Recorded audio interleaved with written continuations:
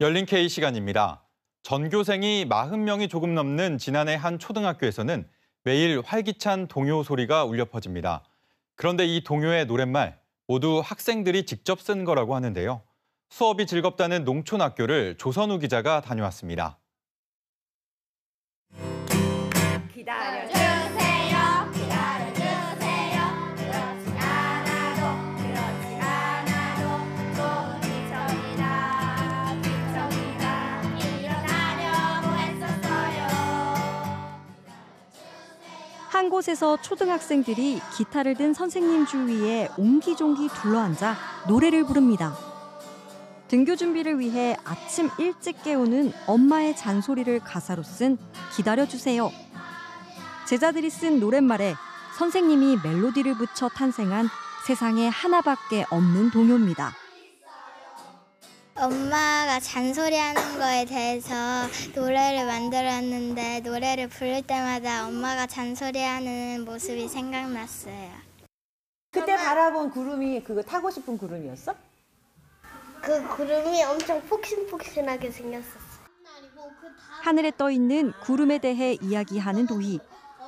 듣고 있던 서연이도 느낀 점을 덧붙입니다. 가까이 가면 또 쟤가 안다니까. 근데 산에 가면 진짜 닿지 않을까? 닿기도 하지. 만져보고 싶고 또 타보고 싶은 구름에 대한 열띤 토론 끝에 맛있는 구름 여행이라는 노래가 완성됐습니다. 타고 떠나는 맛있는 구름 여행.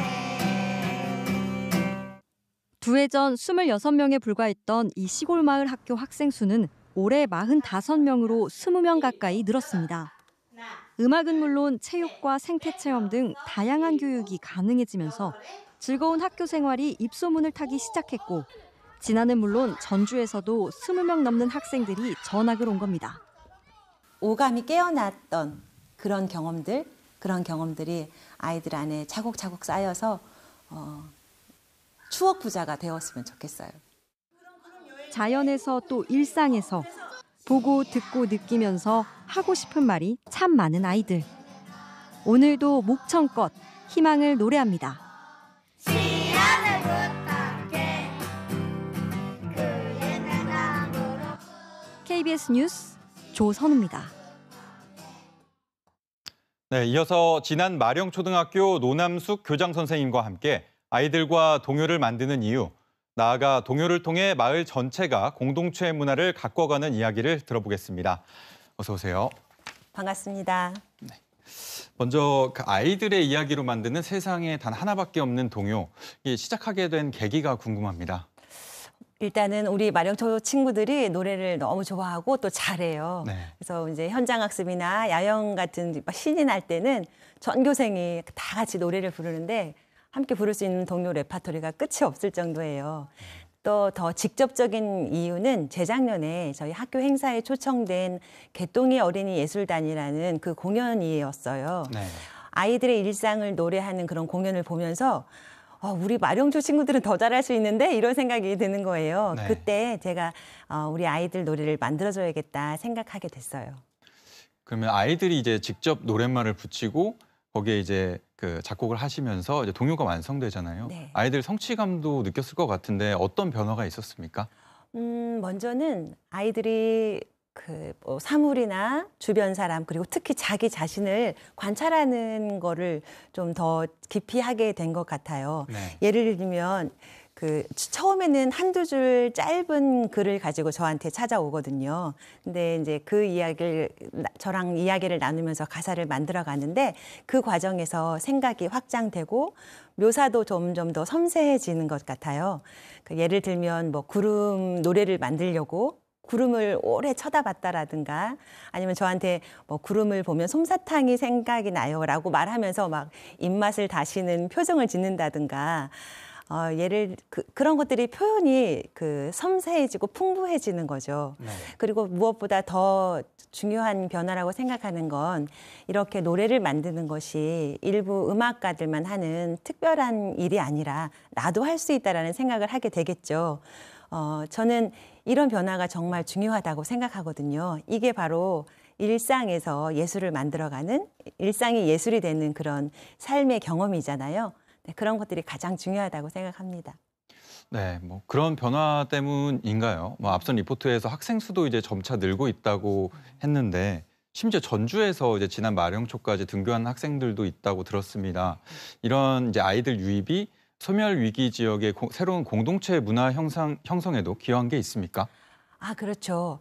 먼저 학생은 저 2022년도에 26명이었던 학생이 지금은 45명이 되었어요. 이렇게 많이 늘게 된 원인은 거의 2012년부터 학교 혁신을 위해서 애를 써온 선생님들의 공이 크고요. 그리고 학부모님들, 그리고 지역 주민들, 마령초 동문회들 이렇게 하나가 되어서 이렇게 학생을 유치하고 하기 위해서 노력을 많이 해주신 덕분이에요. 그래서 예를 들면 이제 선생님들이랑 학부모님들은 아파트에 홍보 전단지도 붙이러 다니시고요. 네. 유치원을 찾아가면서 이제 입학 설명회도 하시고요. 맘카페 활동도 적극적으로 하시면서 그렇게 학교 홍보를 하세요. 그리고 무엇보다 이제 전라북도 교육청의 어울림학교 정책, 그것이 또 큰 힘이 되었는데 그것으로 인해서 지금 전주 화정초와 자연초 그리고 지난해 마령초가 같은 공동학구가 되었어요. 네. 이것으로 인해서 이제 그 버스비 부담 없이 전주에서 지금 22명 학생이 통학을 하고 있어요.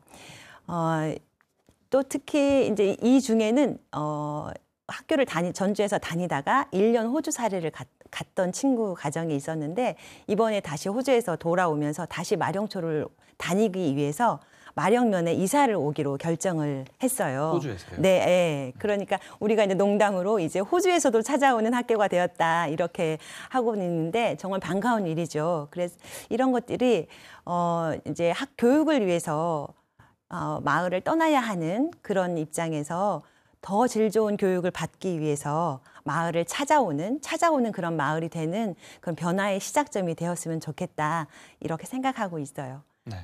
아이들이 만든 노래로 음원까지 만들었다고 들었는데요. 네. 지난 마령초 아이들의 다음 목표가 궁금합니다.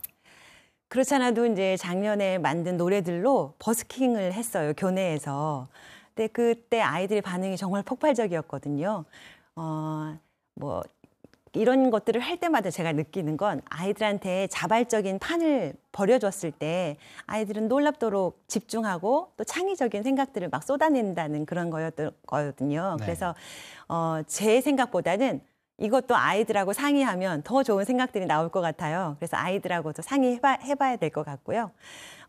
우리 마령초의 자랑이라고 할 수 있는 것도 하나 더 소개시켜드리고 싶은데 저희 마령초에서 정말 심혈을 기울이는 그런 교육과정이 있다면 생태 텃밭 교육 활동이에요. 그래서 단순히 농작물을 가꾸고 수확하는 선에서 멈추는 게 아니라 인간을 비롯한 지구상의 모든 생명체들이 서로 연결되어 있고 또 씨앗으로 계속 순환하고 있다. 이런 공생의 진리를 배우는 그런 시간이에요.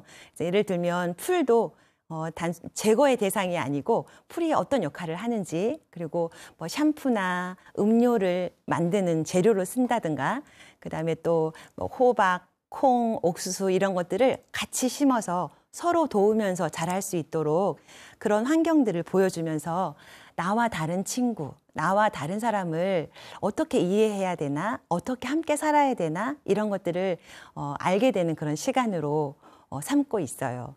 그래서 이제 오감을 통한 그런 여러 가지 다양한 경험들, 활동들 이런 것들로 정말 배움이 즐거운 학교를 만들어 가려고 노력하고 있습니다.